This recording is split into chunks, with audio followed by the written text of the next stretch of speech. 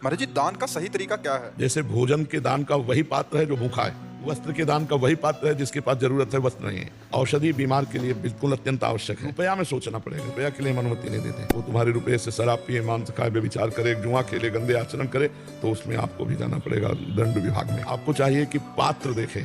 एक माई नैमिषारण्य में नारदानंद सरस्वती जी बहुत बड़े महात्मा हुए हैं, उनका आश्रम है। सत्संग हुआ, प्रणाम किया, गरीब वेश में थी, 1 रुपया निकाला, कहा स्वामी जी गरीब आदमी, हम चाहते हैं कि 1 रुपया का सब संतों को भोग लग जाए। स्वामी जी समझ गए। स्वामी जी कहाँ लग जाएगा। बुलाया भंडारी को और कहा 1 रुपया का नमक लाओ और सब दाल कढ़ी में मिला दो, तो सब संतों के लिए इस माई का पैसा पहुंच गया। उस समय कई करोड़ की संपत्ति दी थी नारदानंद सरस्वती जी को। कानपुर की बहुत धनी मानी थी, साधारण वेश में गई और 1 रुपया का पहले प्रयोग देखा, तो उनका नमक ले आओ, सब कई करोड़ की संपत्ति में दी।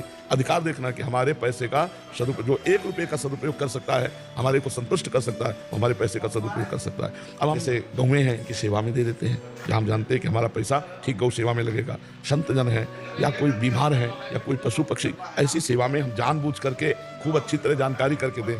ऐसा नहीं कि लेबिल कुछ और लगी है और उसका दुरुपयोग हो, तो ठीक नहीं। अर्थ को पात्र में ही देना चाहिए।